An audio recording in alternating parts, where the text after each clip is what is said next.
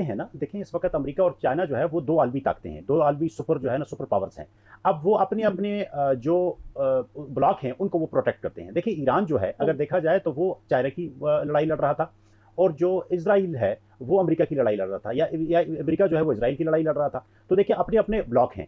तो अल्टीमेटली देखें हमारा काम सिर्फ जो हमारे मुल्क का काम था वो मीडिएशन था। 47 सालों के बाद हमने इनको दो बड़े ममालिक को जिनके दरमियान देखें हमने सालिसी का किरदार अदा किया। दो इस टाइम जो जंगी जुनून के ऊपर चीज़ें सवार थी, एक तरफ अमेरिका था, एक दफ़ा जो है वो ईरान था। और जिस कदर जो है वो पूरी दुनिया में जिस कदर एक नुकसान हो रहा था, जिस कदर चीज़ें डिस्टर्ब हो रही थी, तो पाकिस्तान ने एक साल सीधा हम्म, उसमें एक किरदार अदा किया। लेकिन अगर आप देखा जाए उसमें ओवरऑल सिनेरियो को देखिए, डोनाल्ड ट्रंप के चीन के दौरे से कबल जो है पाकिस्तान के खिलाफ जो है वो एक बड़ा नेगेटिव किस्म का एक डिसइंफॉर्मेशन जो है वो कंपेन एक लॉन्च कर दी गई। देखें ये स्टार्ट हुई थी तकरीबन इसराइली जो सदर है नेतन्याहू, उन्होंने कहा कि पाकिस्तान जो मीडिएटर है वो उन्होंने अपना जो नूर ईरान। खान एयरबेस है वो हाँ। ईरान के जो जंगी तैयारे हैं उनकी पार्किंग के लिए हम्म, उनको अपनी एयरबेस दी। इसके ये बाद जो सही। है यही जो न्यूज़ थी ये सीबीएस न्यूज़ ने जनाब उसको कंटिन्यू किया।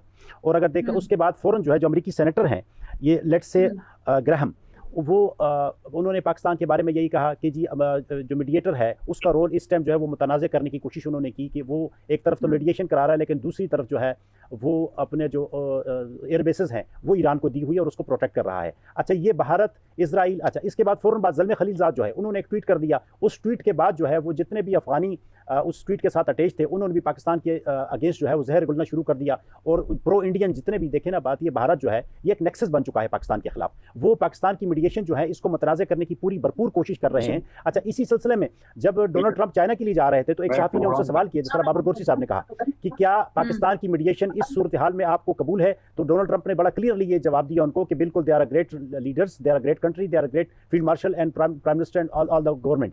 तो उन्होंने इस चीज़ को सराहा स्टिल।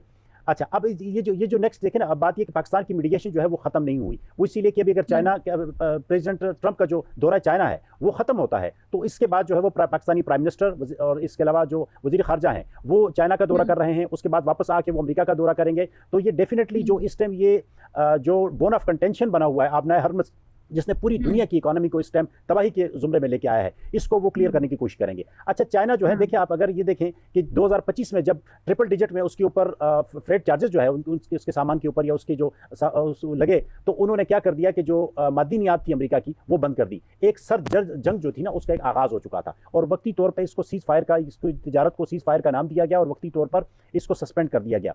लेकिन इसमें कोई शक नहीं है कि आलमी जो ताकतें होती हैं वो अब दुनिया में जो अमन है उसको बरकरार रखने के लिए भरपूर कोशिश करती हैं और भरपूर ये कोशिश करेंगी, क्योंकि वो इसीलिए कि जंग जो है वो शुरू करना किसी के भी इख्तियार में होता है लेकिन उसको ख़त्म करना फिर उनके इख्तियार में शायद नहीं रहता। और अब वो आपने ईरान के मामले हम्म, में देख लिया है कि गल्फ इस टाइम गल्फ बिल्कुल को देख समझ लिया नहीं है। आ रही और इसी गल्फ कहाँ वजह पे से जो खड़ा है। इन्फ्लेशन रेट में इजाफा हुआ है, साले साहब आप जरा उसके ऊपर आ जाते हैं। पाकिस्तान में महंगाई की जो मौजूदा सूरत हाल है, पेट्रोलियम मसनूआत की कीमतों में जो इजाफा है, मुझे बताएं कि ये सिर्फ और सिर्फ ईरान और अमेरिका वॉर की वजह से ही है। ये पाकिस्तानी जो हमारी हुकूमती जो इकदाम कह रहे हैं जो इन्होंने लेने थे, बैकअप पे जो मामला तय करने थे, उसमें भी कोताहियां आई।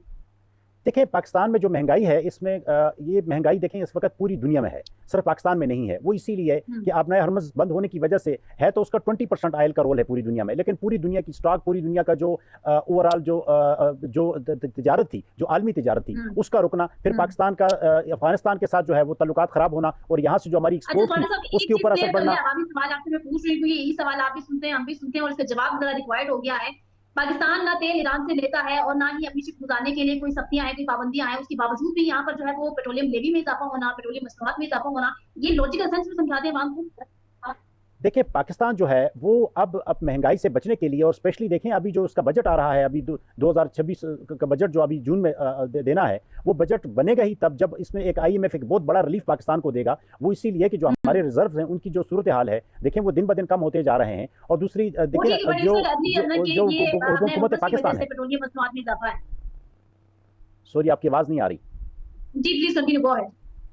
जी जी, जो पाकिस्तान देखिए पाकिस्तानी जो बजट है वो उसकी तैयारी तो बैकग्राउंड में शुरू हो गई है, लेकिन वो मशरूत रहेगी जब तक आईएमएफ जो है वो कोई बड़ा रिलीफ, बड़ा एक पैकेज पाकिस्तान के लिए इस टाइम नहीं देता। वो इसीलिए कि अभी तक जो है वो तेल की बाकायदा रवानी जो है वो शुरू नहीं हो सकी। कतर से जो एलएनजी है उसकी रवानगी शुरू नहीं हो सकी। अच्छा पाकिस्तान की जो एक्सपोर्ट इस टाइम जो सेंट्रल एशियन स्टेट्स के साथ हमने बहुत सारा जो है बहुत सारे एग्रीमेंट्स किए थे, बहुत सारा माल यहाँ पे हम यहाँ से वहाँ भेज रहे थे और वहाँ से बहुत सारी मेडिसिन या इस तरह की रिलेटेड बहुत सारी चीज़ें आती थी, वो इस टाइम डिस्टर्ब है। तो पाकिस्तान का इस वक्त का जो आने वाला बजट है है, डेफिनेटली ये आवाम के लिए कोई इतना कोई अच्छा बजट तो नहीं होगा, लेकिन अगर एक बहुत बड़ा पैकेज जो है वो IMF हमें दे देता है इस सूरत हाल में, इन हालात में, जो कि देना चाहिए, तो मुझे लगता है कि एटलीस्ट जो है वो आम आवाम जो है वो सुख का सांस लेने की पोजीशन में आ जाएंगे। अदरवाइज तो देखें, आयल अगर दिन ब दिन जिस तरीके से ऊपर जाता जा रहा है इस वक्त अगर आप देखें, लेकिन हुकूमत पाकिस्तान को ये जरूर देखना होगा कि इस टाइम जो 416 रुपए जो इस टाइम पेट्रोल की कीमत है, इसमें लेवी की जो है वो मिकदार तकरीबन 114 या 117 रुपए है। उस लेवी को एटलीस्ट कम करना पड़ेगा, ताकि पाकिस्तानी जो आम बंदा है, जिसके आप में एक मोटरसाइकिल वाला है, छोटी गाड़ियों वाला है,